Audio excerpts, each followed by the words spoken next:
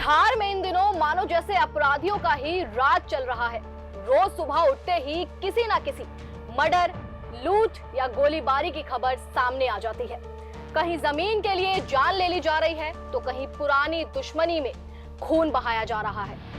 सवाल ये है कि क्या बिहार में इंसानी जान की कीमत कुछ नहीं बची? क्या पुलिस सिर्फ लाश मिलने के बाद हरकत में आएगी या फिर पहले से चल रहे विवादों को भी कभी गंभीरता से लिया जाएगा? आज के इस वीडियो में हम इसी मुद्दे पर बात करेंगे। अब देखिए खगड़िया जिले का ये खौफनाक घटना।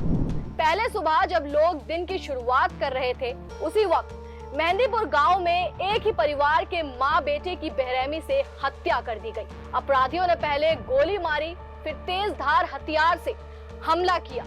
मां की उम्र 60 साल और बेटे की करीब 35 साल। कारण बताया जा रहा है जमीन विवाद, और ये विवाद कोई नया नहीं था। गांव वाले के मुताबिक ये मामला पहले भी पंचायत और थाने तक गया था, लेकिन शायद किसी ने गंभीरता से नहीं लिया।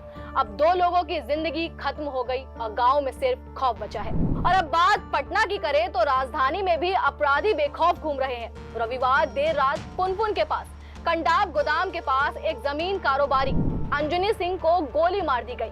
वो एक ब्रह्म भोज से लौट रहे थे, लेकिन सुनसान रास्ता और घात लगाकर बैठे बदमाशों ने उनका रास्ता हमेशा के लिए रोक दिया।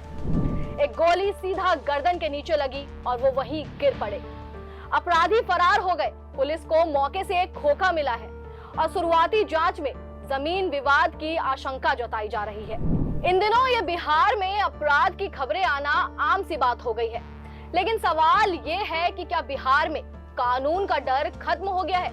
क्योंकि अभी कुछ समय पहले ही खबर आई थी कि राजद नेता और बिहार विधानसभा में नेता प्रतिपक्ष तेजस्वी यादव के घर के बाहर गोलियां चली, जिसमें तेजस्वी यादव अपने एक्स पोस्ट पर लिखते हैं, आज मेरे आवास के बाहर गोली चलाई या चलवाई गई। मतलब एनडीए सरकार में अपराधियों का हौसला इतना बढ़ गया है कि हाई सिक्योरिटी जोन में भी खुलेआम गोलीबारी कर रहे हैं।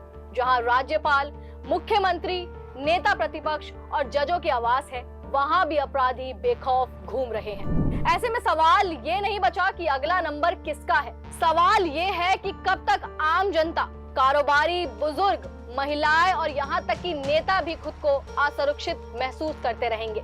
क्या बिहार में अब गोली चलने के बाद ही प्रशासन जागेगा? क्या कानून व्यवस्था अब सिर्फ नाम की रह गई है?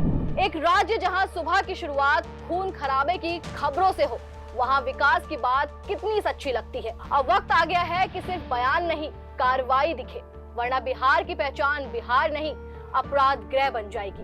अब आने वाले दिनों में ये देखना दिलचस्प होगा कि क्या अपराध कम होंगे या लिस्ट और तेजी से बढ़ेगी। फिलहाल के लिए इस खबर में इतना ही। तब तक के लिए चैनल को सब्सक्राइब करना मत भूलिए और ऐसे ही हर बड़ी खबर के लिए बने रहें हमारे साथ और देखते रहें खबर फास्ट का डिजिटल प्लेटफॉर्म। धन्यवाद।